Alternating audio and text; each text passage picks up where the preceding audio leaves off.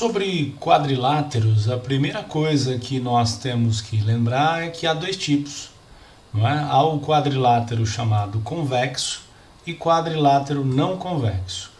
Para ficar fácil de associar quem é quem, o quadrilátero convexo é o que estudaremos. A partir de agora, toda vez que dissermos quadrilátero, será o convexo. O não convexo, por definição, de forma simplista, é aquele onde você tem a formação de um vértice para dentro do polígono. No caso, repare que ele lembra o asa delta porque há um vértice que entra. Então eu digo de forma muito chula que o quadrilátero não convexo é aquele que forma, entre aspas, bico para dentro. Combinado? Isso vai servir também para polígonos de uma maneira geral, mais à frente, quando falarmos dele. O quadrilátero não convexo, ele forma bico para dentro, ok? Ele não será estudado não convexo, a gente ficará sempre com o convexo. Então, a partir de agora, esse é o lema. Falou quadrilátero é do convexo que se trata.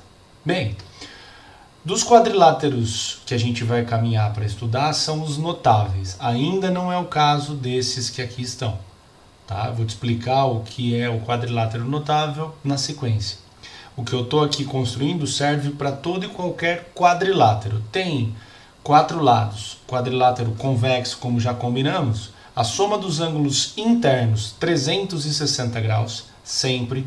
Todo polígono convexo de 4 lados tem soma dos ângulos internos 360 graus. E os externos, que estão ali na figura à direita, chamados de AE, BE, CE e DE, eles vão somar 360 graus também. Tá? Lembrando da aula de triângulos, a soma dos ângulos internos em triângulos era 180 graus. Aumentado um lado, fomos para um quadrilátero, aumentou 180 graus nessa soma. Os externos em triângulos também 360 graus. E te dou essa informação, mais uma vez, que a soma dos ângulos externos nunca muda. Sempre a soma dos externos para triângulo, quadrilátero, pentágono e para qualquer polígono convexo, a soma dos externos 360 graus sempre. Combinado? Então são dois resultados importantes para aquilo que a gente precisa saber. E vamos lá, vamos caminhar no sentido dos quadriláteros chamados de notáveis. Olha para essa primeira separação, vai lembrar essa aula agora um pouquinho do que a biologia muitas vezes faz. Quando você está estudando lá mamíferos ou insetos, você não vai ramificando, né? Posso falar bobagem aqui, por isso que eu não vou me arriscar muito, mas você tem aqueles insetos que têm tantos pares de patas, tem os insetos que têm antena ou não têm antena, tem asa, não tem asa, enfim, a gente vai desmembrando em grupos, é o que eu faço aqui. Ainda não são quadriláteros notáveis, mas dentro de quadriláteros a gente pode abrir em 2 grandes grupos. O grupo dos quadriláteros do tipo trapézios e os não trapézios. Pessoal, falou quadrilátero do tipo trapézio, você vai ter, atenção, um par de lados opostos paralelos. Repetindo, todo quadrilátero chamado de trapézio tem pelo menos um par de lados opostos paralelos. Pelo menos um par. Você tem aí 2 exemplos que eu vou distinguir melhor daqui a pouquinho, mas você tem o trapézio propriamente dito, que é aquele que os exercícios chamam de trapézio simplesmente. Tá? Veja que há o quadrilátero chamado trapézio, que é esse propriamente dito, e há o grupo dos trapézios. Deu para entender? Mas toda vez que eu falar em um trapézio, ele tem pelo menos um par de lados opostos paralelos. É o trapézio propriamente dito. Logo do seu lado, o paralelogramo propriamente dito, ele tem um par de lados opostos paralelos e um outro par de lados opostos paralelos.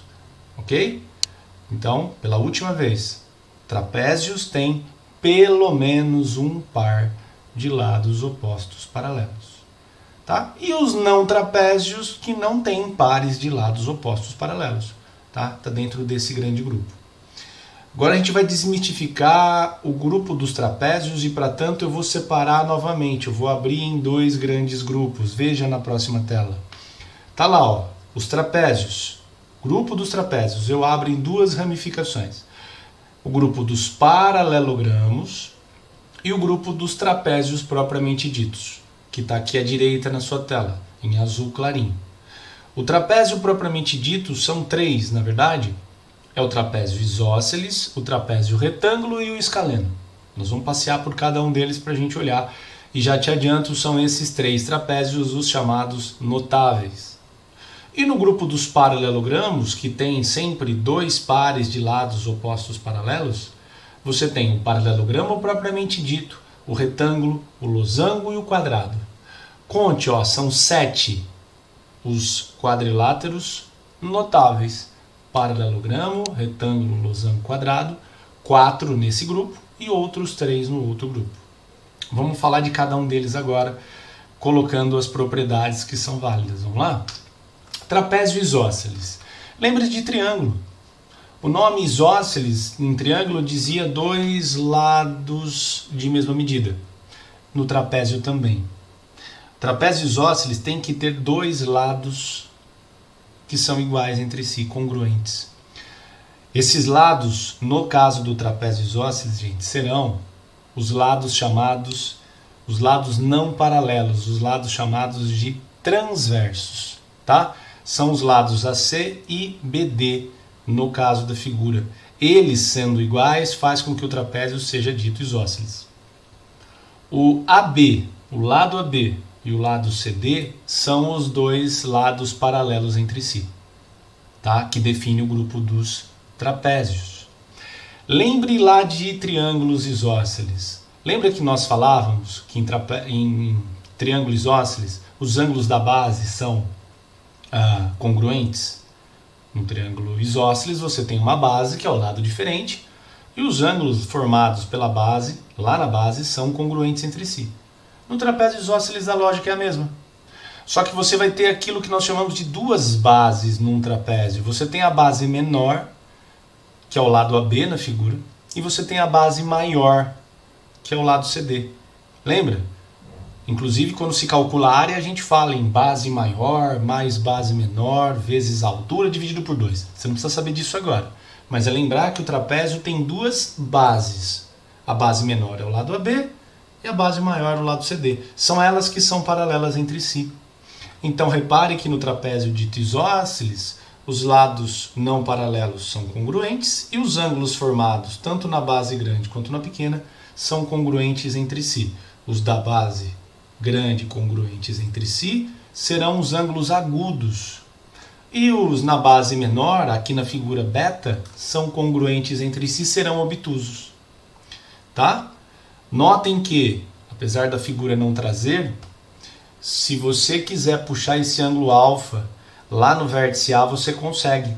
Basta prolongar o lado AB e o ângulo em alfa, o ângulo alfa lá na base maior, fica como ângulo externo no vértice A. Note o que acontece. Alfa e beta vão sempre ser suplementares. O alfa e o beta somam sempre 180 graus. Reparem, tanto de um lado quanto do outro. Tá? Basta prolongar o lado AB e por retas paralelas cortadas por transversal, a transversal seria AC, você traz o alfa juntinho do beta formando 180 graus, que é o que está escrito aí para você na tela. Tá? Combinado? Atenção com a informação, eu vou tentar te mostrar algo na sequência. No grupo dos trapézios propriamente ditos, traçadas as diagonais desses trapézios, elas nunca vão se cruzar nos seus pontos médios. Jamais. Isso é característica do grupo dos trapézios propriamente ditos. Nunca as diagonais, que são esses segmentos, né, que unem vértices não consecutivos, né, tipo o A tem como vértice consecutivo a ele o B e o vértice C. A diagonal não vai unir de A até B, porque senão seria o próprio lado do trapézio, a base menor. O A unido ao C também não é diagonal, é um lado transverso do trapézio. É de A até D. E aí eu tenho uma diagonal. A diagonal a outra seria BC. Todo quadrilátero tem duas diagonais. Pois elas nunca cruzam nos seus pontos médios, característica do grupo dos trapézios Sabe por quê? Porque sempre, ó, que você, no lado transverso AC, pegar o ponto médio, tá ali chamado M. No outro lado transverso, N, ponto médio também.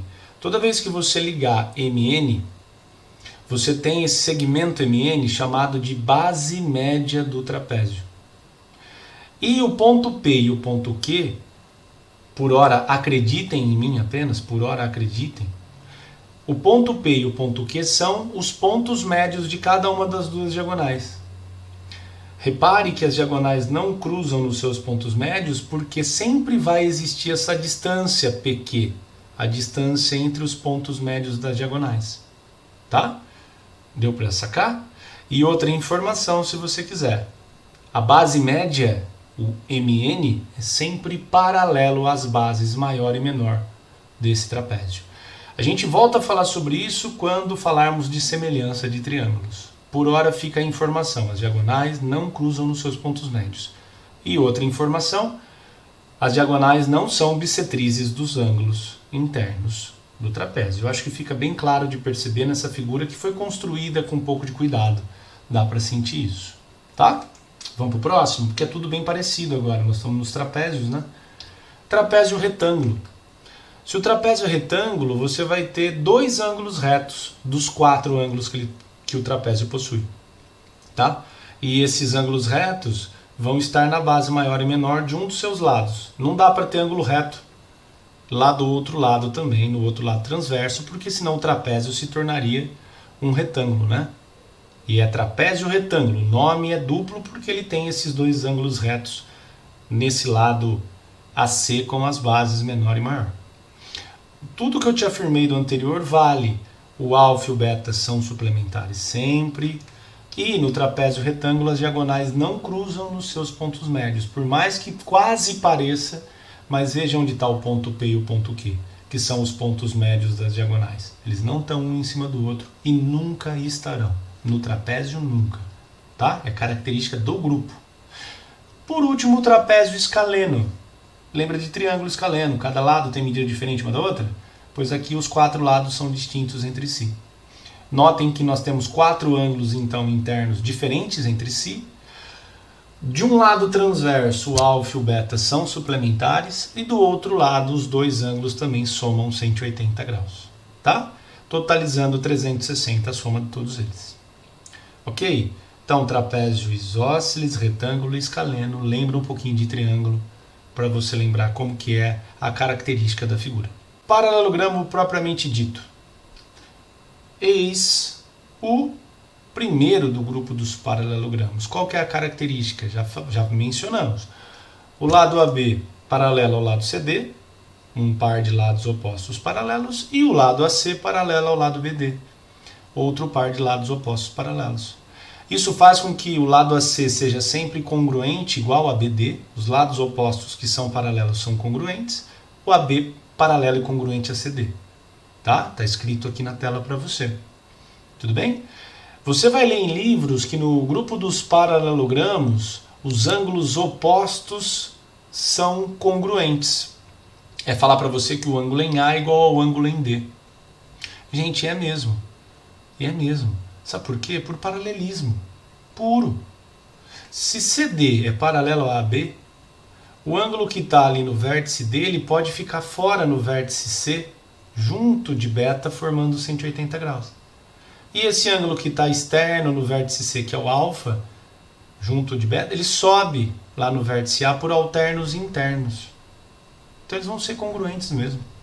E vão somar 180 graus, certamente. Tá? Então, isso é característica do grupo dos paralelogramos propriamente ditos. Ângulos consecutivos que são suplementares, tipo o ângulo em A, ele tem como consecutivo a ele o ângulo em C ou o ângulo em B. Pode ver que o A e o ângulo em A e o ângulo em C, a soma deles forma 180. Da mesma forma que o ângulo em A com o ângulo em B, ou o ângulo em B com o ângulo em D. Tudo bem? Tranquilo? Que outra característica? Sempre no grupo dos paralelogramos, as diagonais cruzam nos seus pontos médios. Tá? Mas elas não são bissetrizes dos ângulos. Não nesse paralelogramo propriamente dito. Não é a característica geral, tá?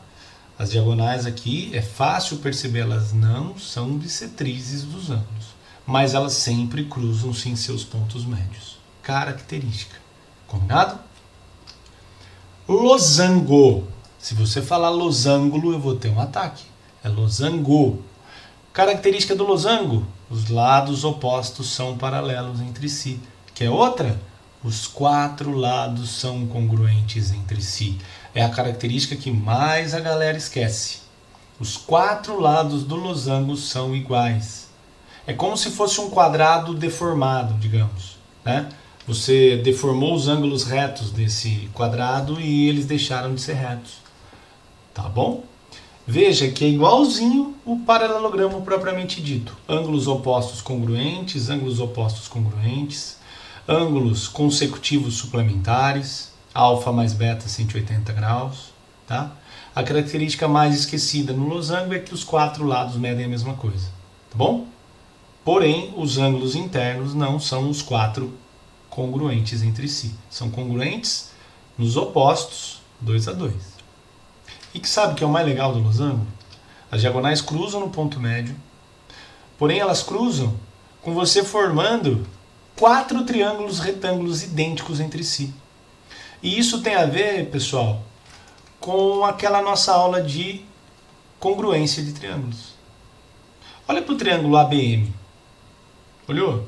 Você percebe que se a diagonal cruza no ponto médio, a medida AM ela é igual à medida no triângulo do lado, o ADM. Essa metade da diagonal é comum aos 2 triângulos, tanto ao triângulo ABM quanto ao ADM. Sim? A outra diagonal, e no losango a gente fala que nós temos sempre uma diagonal menor e uma diagonal maior, a outra diagonal também está dividida pelo ponto médio. E a hipotenusa de cada um desses triângulos é a mesma. O lado AB é igual ao lado BC, que é igual ao lado CD, que é igual ao lado AD. Eu estou tentando te convencer que os 4 triângulos que são formados na divisão do losango pelas suas diagonais, esses triângulos são congruentes entre si. Sabe o que isso significa? Que no losango as diagonais dividem os ângulos internos em metades. Olha que barato.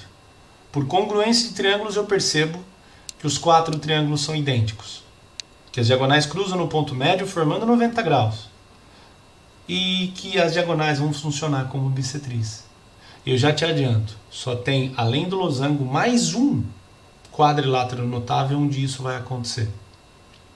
No losango, que as diagonais são bissetrizes, e tem só mais um. Vai pensando daí para ver se você já sabe qual é. Vamos para o próximo? Retângulo. Esse, cara, podia assim falar, ó, retângulo, lembraram? Lembraram, porque eu tenho certeza que vocês lembraram, que todo mundo que está vendo esse vídeo lembrou.